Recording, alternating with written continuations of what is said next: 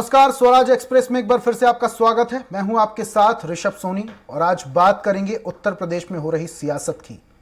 बहुत हुई महंगाई की मार, अब की बार मोदी सरकार, हर हर मोदी, घर घर मोदी, जैसे आपने कई सारे नारे सुने होंगे, देखे होंगे। लेकिन अब यूपी की फिजा में एक बार फिर से लोकसभा चुनाव के एक साल पहले नया नारा सुनाई दे रहा है और वो नारा है 2024 में 400 पार। और इसे दावा कहें या आने वाले समय का नारा, इसको लेकर सियासत जरूर तेज हो चुकी है। देखिए खास रिपोर्ट। यूपी में इन दिनों उपचुनाव के बाद सियासत अब तक खत्म नहीं हो पाई है। उत्तर प्रदेश में मैनपुरी लोकसभा और 2 विधानसभा सीटों पर हुए उपचुनाव के बाद अब राजनीतिक पार्टियां निकाय चुनाव में जुट गई हैं। लोकसभा चुनाव 2024 को लेकर भी उत्तर प्रदेश में राजनीतिक सरगर्मी तेज होती नजर आ रही है। नए नए दावों और आरोप प्रत्यारोप का सिलसिला शुरू हो चुका है। इसी को लेकर उप मुख्यमंत्री केशव प्रसाद मौर्य ने लोकसभा चुनाव में 400 से ज्यादा सीटें जीतने का दावा कर डाला है। केशव प्रसाद मौर्य के इस दावे को समाजवादी पार्टी ने फर्जी बताते हुए विधानसभा चुनाव में खुद की सीट न बचाने को लेकर चुटकी ले ली है। दरअसल केशव प्रसाद मौर्य ने कहा कि लोकसभा चुनाव 2024 में बीजेपी 400 से ज्यादा सीटें जीतेगी। सपा पर निशाना साधते हुए उन्होंने कहा कि 2022 विधानसभा चुनाव में जो लोग 400 पार कर रहे थे वो लोग कहीं नहीं दिखे। 2014 के लोकसभा चुनाव में बीजेपी ने 272 प्लस के लक्ष्य को हासिल किया था। 2017 विधानसभा और 2019 में 300 पार का लक्ष्य भी पूरा किया।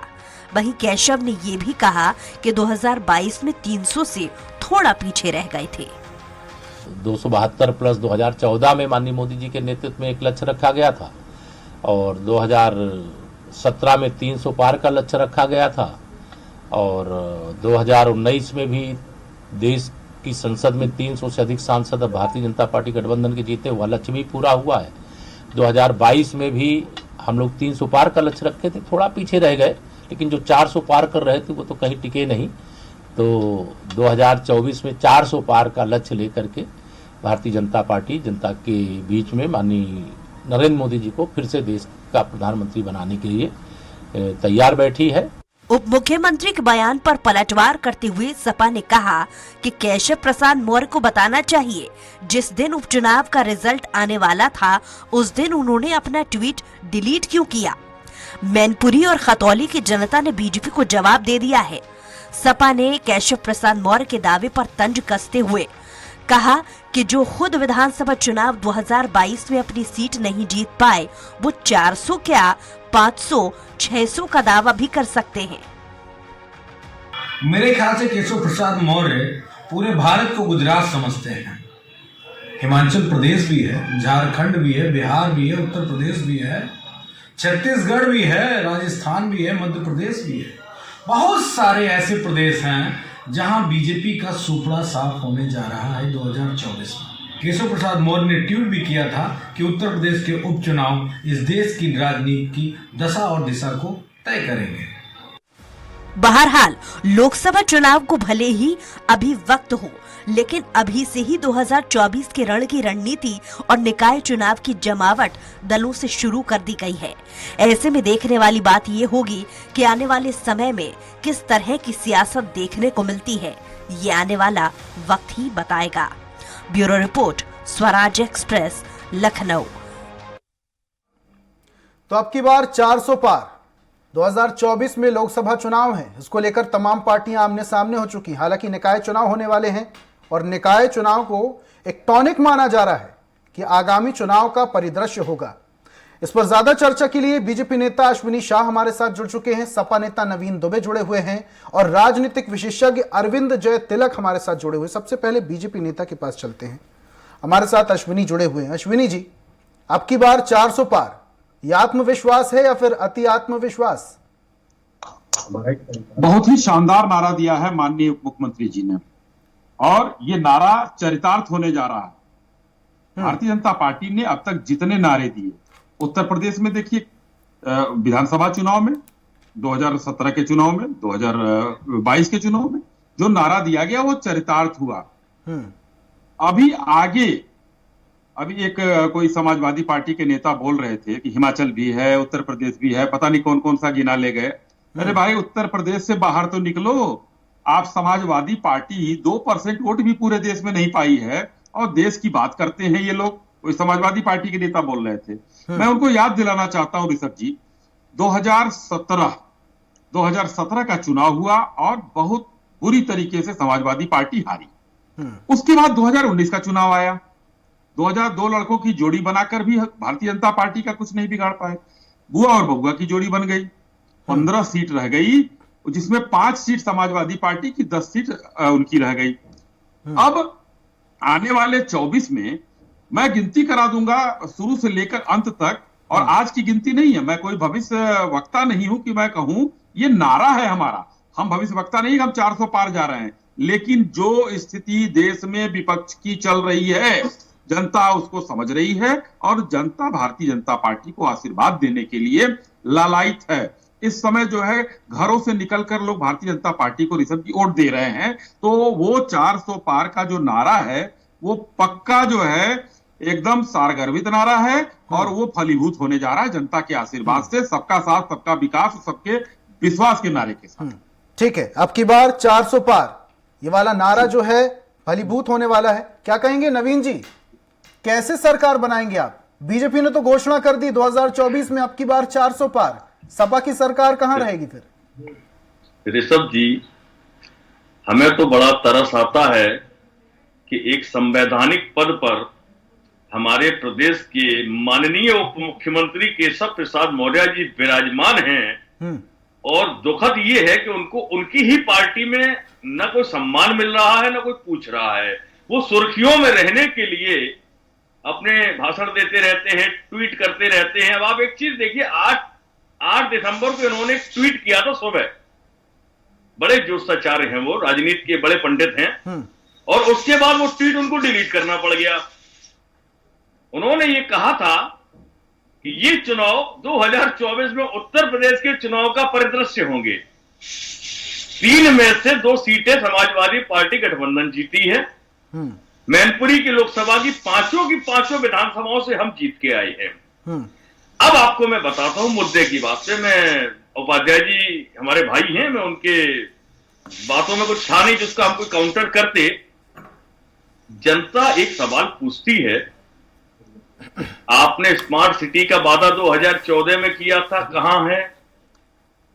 जनता को आपने ये कहा था कि 15-15 लाख रुपए आएंगे, उतनी संपत्ति आ जाएगी देश के अंदर, कहां है? आप दाऊद इब्राहिम को लाने वाले थे, बल्कि आपकी वजह से नीरव मोदी, विजय माल्या ये जैसे लोग भाग गए और बैंकों का सरकारी पैसा लेके। वो सरकारी पैसा नहीं है, इस देश के गरीब मजदूर जनता के टैक्स का 1-1 रुपया है वो। अब मैं इनसे बात करता हूं इनकी प्लानिंग के ऊपर। ये प्लानिंग पे आए, डबल इंजन की सरकार ये बोलते हैं, और डबल इंजन की सरकार की स्थिति ये है कि एक इंजन इस डायरेक्शन में जा रहा है, दूसरा इंजन इस डायरेक्शन में जा रहा है। तो ये दोनों आपस में रस्साकसी चल रही है, टग ऑफ वार चल रहा है इनके बीच में। पॉइंट की बात ये आती है कि आप केंद्र की नीतियों पर आइए, क्योंकि लोकसभा चुनाव पर हम बात कर रहे हैं। केंद्र सरकार ने 2000 करोड़ का प्रोविजन रखा है हैवी इंडस्ट्री के लिए, और 233 करोड़ रुपए का बजट प्रोविजन है एमएसएमई सेक्टर के लिए। और मोदी जी हमारी ये कहते हैं कि एमएसएमई सेक्टर की जिम्मेदारी है 99% टारगेटेड रोजगार का सृजन करने की। 233 करोड़ रुपए में कैसे 99% टारगेट को आप अचीव करेंगे? कौन से सलाहकार हैं सरकार के पास? किस मुद्दे पे ये बोलते हैं? हवा में ये बोलते हैं। मैं प्रैक्टिकल पर बात करता हूं, हवा में बात करने का कोई मतलब नहीं है। आप एक चीज देखिए, स्वदेशी के नारा देते थे, स्वदेशी का नारा देने वाले लोग आज की तारीख में 74% इंपोर्ट चाइना से किया जा रहा है, जो हमारा नजदीकी दुश्मन है। बातें बड़ी बड़ी करते हैं कि हम लाल आंखें करके बात करेंगे, ये करेंगे, वो करेंगे। आप जनता की भावनाओं से तो खेल लेते हैं, थोड़े दिन तक खेल सकते हैं, उसके बाद नहीं खेल पाएंगे। लेकिन वास्तविकता के धरातल पर आपने इस देश की जनता को गरीब बनाने का काम किया है। तीसरी बात, जब से मोदी जी की सरकार आई है, 1,83,745 लोग भारतीय इस देश की नागरिकता छोड़कर छोटे देशों जैसे पुर्तगाल है, ग्रीक है, इन देशों की जाके पैसा देकर नागरिकता ले रहे हैं। इतना दुर्भाग्यपूर्ण समय इस देश का कभी आया है? जिस भारत भूमि पर हमें गर्व करना चाहिए हम गर्व करते हैं। जवाब देंगे अश्विनी उपाध्याय जी और भारतीय जनता पार्टी के नेता और हमारे माननीय प्रधानमंत्री जी कि ऐसा क्यों हो रहा है। नहीं आपने तो नवीन जी, इसमें आपको क्या लगता है कि लोग अगर बाहर जाकर नागरिकता ले रहे हैं तो इसमें भी सरकार की नाकामी है? निश्चित तौर पर आप उनको उद्योग नहीं दे पा रहे हैं, उनकी एक्सपेक्टेशन के अकॉर्डिंग आपकी इकोनॉमी डाउन आ रही है, तो लोग आपके साथ क्यों रहेंगे भाई? जो संपन्न है, जो मेहनत करके कमाना जानता है, वो आपके पीछे पीछे क्यों भागेगा? इसीलिए लोग करोड़ों रुपए देके वो नागरिकता ले रहे हैं। और ये आंकड़े सरकार के हैं, ये हमारे नहीं है। ये समाजवादी पार्टी आंकड़े नहीं दे रही है, ये सरकार के आंकड़े जो सदन में पेश हुए हैं, मैं उनके ऊपर बात कर रहा हूं। तीसरी चीज आती है, इन्होंने नोटबंदी की, नोटबंदी का लाभ जनता को मिला, जो किस आधार पर ये 400 पार की बात करते हैं ये बता दें। आप कहते हैं कि साहब हमने ईडी, बहुत बड़ी बात बोलूंगा, ईडी के लिए सरकार कहती है कि हमको साहब 2900 करोड़ रुपए की जरूरत है, हम उसके लिए भवन खरीदेंगे, वो जमीन खरीदेंगे, भवन बनाएंगे। ईडी का कन्विक्शन रेट 0.05% है। 16 हजार आप रेट कर रहे हैं, मुकदमे दर्ज कर रहे हैं और सजा हो रही है मात्र 22 और 23 लोगों को। तो आप इसके जरिए टॉर्चर करके इस देश को बंधक बनाना चाहते हैं, इसलिए आप ये 2900 करोड़ रुपए लेना चाहते हैं। जनता की टैक्स का पैसा है, अकाउंटेबिलिटी होती है, सरकार का दायित्व होता है, सरकार की जिम्मेदारी होती है और सरकार को जवाब देना पड़ेगा। अब मैं एक बात और बोलूंगा, निर्भया फंड 1000 करोड़ का फंड था, उस निर्भया फंड से ये सरकार बताइए, सत्ताधारी दल बताएं, भारतीय जनता पार्टी के मेरे मित्र बताएं, वो पैसा कहां जा रहा है? मिनिस्ट्री ऑफ होम अफेयर्स लेके और महाराष्ट्र सरकार में मंत्रियों और नेताओं की सेवा में लगी हुई पुलिस की गाड़ियां खरीदी जा रही हैं। ऐसे होगा बेटी बचाओ बेटी पढ़ाओ? सरकार की कथनी और करनी में अंतर है, जिसको जनता ने देखा और यही कारण है कि हिमाचल की जनता ने इनको करारा जवाब दिया है, उत्तर प्रदेश की जनता ने उपचुनावों में करारा जवाब दिया। ठीक है, तो भाई साहब आप आपके पास अश्विनी जी क्या कहेंगे? सरकार की नाकामी है, लोग बाहर जाकर नागरिकता ले रहे हैं, करोड़ों रुपए खर्च कर रहे हैं। जी, मैं बताना चाहूंगा कि उसमें हर चीज में सरकार का दोष है। मैं पॉइंटेड, ये चौबे साहब जो भी है, मैं देख नहीं पा रहा हूँ, चौबे जी जो भी हैं तो सपा के नेता हैं लग रहा है, ये बात कर रहे थे दाऊद इब्राहिम की। इनके दाऊद इब्राहिम 2 थे, मुख्तार अंसारी, अतीक अहमद। हम उनको आज कहां रखे हुए हैं इन लोगों को पता है। ये दाऊद इब्राहिम की क्या बात करेंगे? बाहर की नागरिकता ले रहे हैं लोग। अब बताइए, कहीं ना कहीं इन्होंने ऐसी बात कह दी कि बाहर की नागरिकता देश में सरकार का दोष हो गया। इसका मतलब शिवपाल सिंह यादव छोड़कर गए थे, बेइज्जत किए गए थे, वो बहू अपाणा यादव गई छोड़कर बेइज्जत की गई, ये सारे लोग जो गए थे ये घर में बेइज्जत किए गए तब बाहर निकले थे। इनका कहने का मतलब ये है ये लोग देश में इनको इज्जत सम्मान नहीं मिल रहा था, इसलिए लोग बाहर की नागरिकता लिए। उसके बाद इन्होंने कहा फंड का बेजा इस्तेमाल। समाजवादी पार्टी से ज्यादा बेजा इस्तेमाल फंड का कौन करता है? सैफई में एयर स्ट्रिप क्यों बनाई गई? मुंबई से हीरोइन ले आकर वहां पर नृत्य कराने के लिए। अस्पताल बने ठीक है, स्टेडियम बना ठीक है, स्कूल बना ठीक है, लेकिन वो एयर स्ट्रिप क्यों बनाई गई? वहां हवाई अड्डा बना दिया गया होता तो मैं मानता कि फंड का सही इस्तेमाल हुआ है।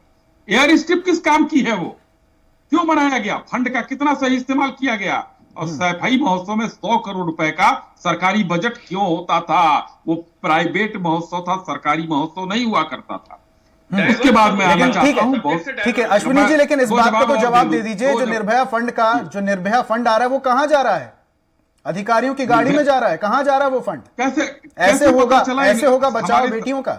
ऋषभ जी, बेटियों के बचाव के लिए निर्भया फंड की घोषणा की गई, निर्भया फंड में पैसे आए और वो सही जगह जीप चलाने की बात नहीं होती है। आप इनको अगर जहां से वो मिला वहां से ये भी पता करना चाहिए था कहां जा रहा है, लेकिन वो बात पूरी नहीं बताएंगे।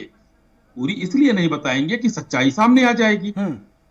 एयर स्ट्रिप ये बनवाते थे, 100 करोड़ वहां लगाते थे। हम जब पिंक, जैसे एक उदाहरण मैं लखनऊ का देता हूं, पिंक बूथ बनाया गया महिलाओं के लिए। देश में अगर बेटियों के लिए एक कार्पस फंड बनाया गया है तो उसमें आप पता करिए कि देश की बेटियों को पैसा मिल रहा है। 2013 में सपा की सरकार होती है ऋषभ जी, और एक जियो निकलता है माननीय मुख्यमंत्री सरकार की तरफ से, और उसमें लिखा जाता है मुस्लिम लड़कियों को 30,000 रुपए उनकी बेटी, उनका कल के लिए, हमारी बेटी दिया जाएगा, सिर्फ मुस्लिम के लिए। ये तुष्टिकरण की राजनीति होती थी, बाकी हिंदू लड़कियों को नहीं देते थे ये लोग। ये फंड का दुरुपयोग तो ये लोग करते थे, खूब किया। और मैं एक बात और बताना चाहता था ऋषभ जी, वो जो इन्होंने एमएसएमई की बात की, 70,000 स्टार्टअप इस देश में कोरोना काल के बाद जो है इस देश को गति दे रहे हैं। ये लोग नहीं समझ सकते उस चीज को, क्योंकि यूपीए में ये सरकार में रहकर आय से अधिक संपत्ति सरकार गिराने का भय दिखाकर बंद करवा चुके थे फाइल ये लोग। और 8 साल में आपकी सरकार किसी को जेल नहीं भेज पाई है। वो सुप्रीम कोर्ट ने फाइल बंद करने से इनकार कर दिया है। अब माननीय मुलायम सिंह रिकॉर्ड कायम हो चुके हैं भारतीय जनता पार्टी के नेताओं के, का मामला झेल रहे हैं। तो ये फंड कहां से आया? कौन सा फंड डाइवर्ट किया था इन लोगों ने? कौन से 3 पीढ़ी में देख लीजिए, माननीय नेताजी एक अध्यापक हुआ करते थे ऋषभ जी, और उनके पास इतनी संपत्ति कहां से आ गई? माननीय सुप्रीम कोर्ट के पास है। ईडी का कन्विक्शन रेट कहते हैं, ईडी जहां छापा मारती है वहां से पैसे निकाल कर लाती है। क्या ये जो है कन्विक्शन रेट नहीं है? सबको सजा होना ही कन्विक्शन है।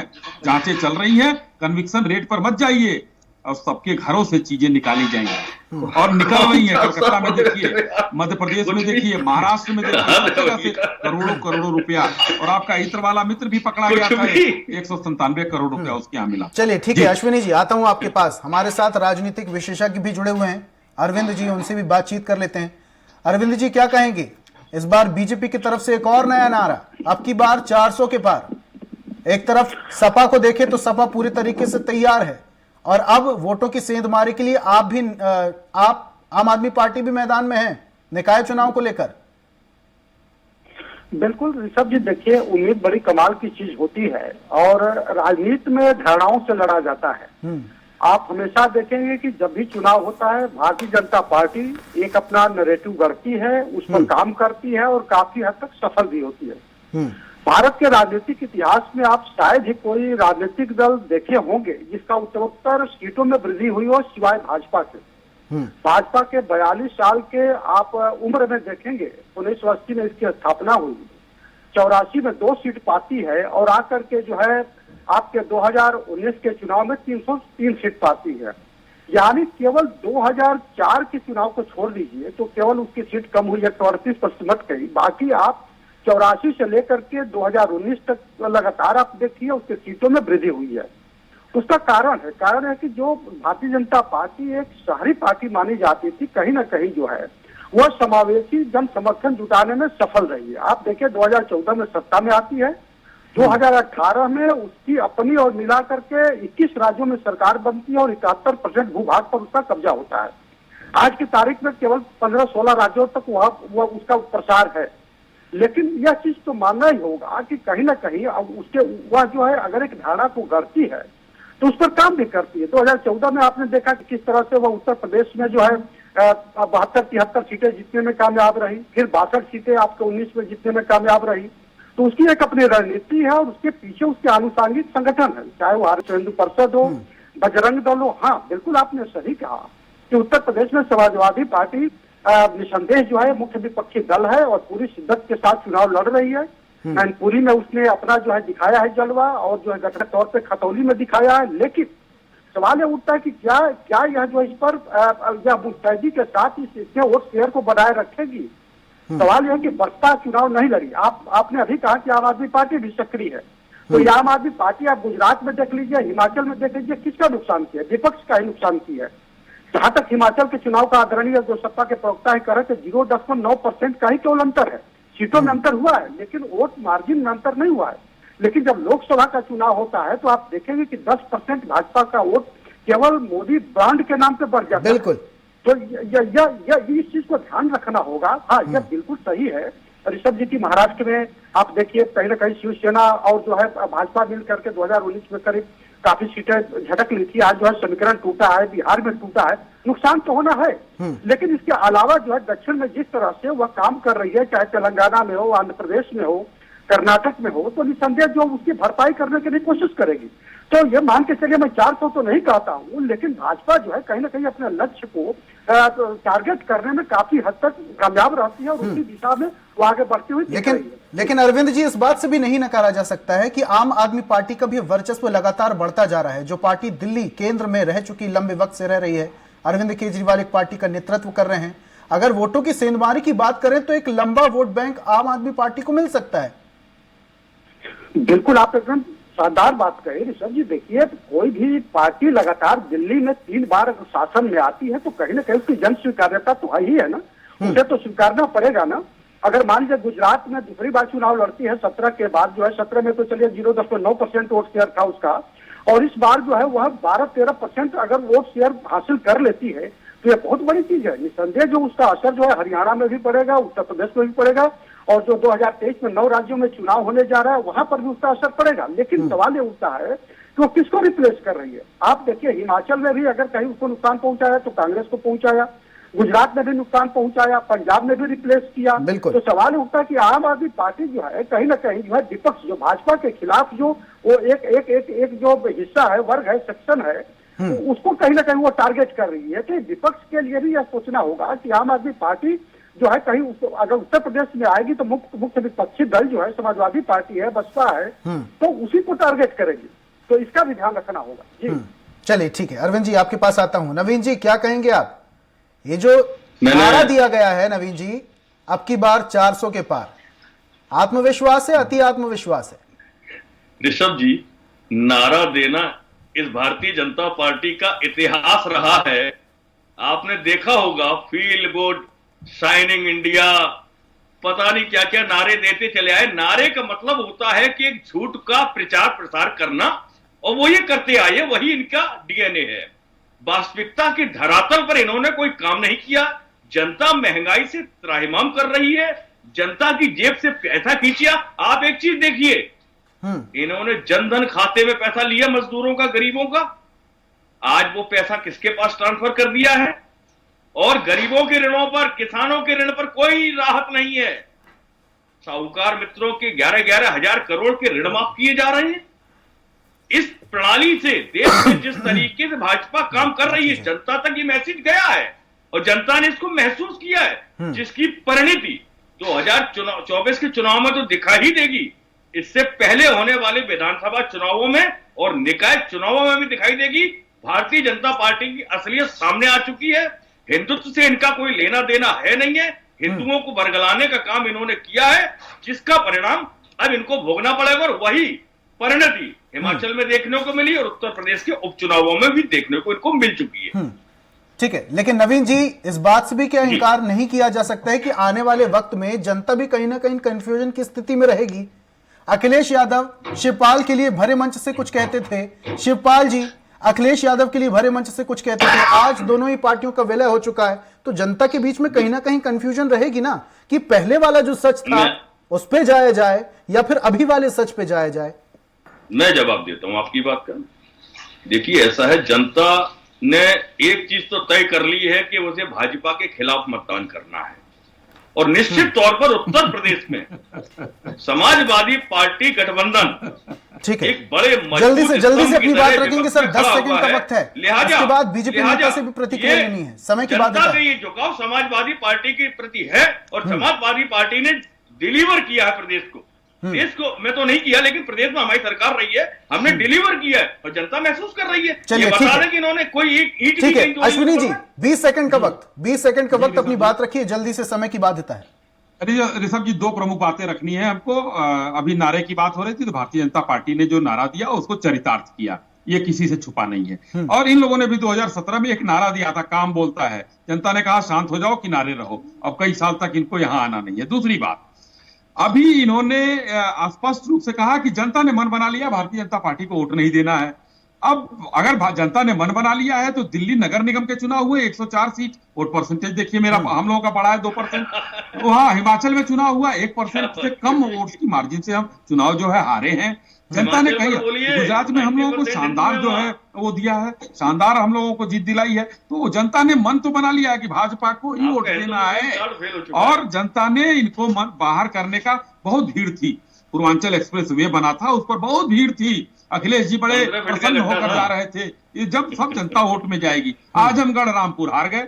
अभी देखिए, दो चुनाव हुए, 2 चुनाव में जो है हम रामपुर, इनका गढ़ किला ध्वस्त हो गया। अब बताइए, रामपुर अगर 50% हो जाती भाई साहब, 50,000 भारतीय जनता पार्टी ने, जनता ने कर दिया, तो जनता ने तो मन बना लिया। ठीक है, समय की बाध्यता है। ठीक है, अश्विनी जी जुड़ने के लिए बहुत बहुत शुक्रिया, नवीन जी जुड़ने के लिए बहुत बहुत शुक्रिया, और हमारे साथ राजनीतिक विशेषज्ञ भी जुड़े हुए थे। अरविंद जी, आपका भी चर्चा में शामिल होने के लिए बहुत बहुत शुक्रिया। और आज हम चर्चा कर रहे थे उत्तर प्रदेश में बीजेपी की तरफ से एक नारा दिया गया, अब की बार 400 के पार। लोकसभा चुनाव होने वाले हैं, उससे पहले निकाय चुनाव होने वाले हैं, और निकाय चुनाव में तमाम पार्टियां दमखम आजमा रही हैं, और यह एक संकेत होगा कि 2024 में क्या होने वाला है। अब यह वक्त बताएगा कि जनता किसके सर पर जीत का सेहरा सजाती है। तमाम अपडेट्स के लिए आप देखते रहिए स्वराज एक्सप्रेस। नमस्कार।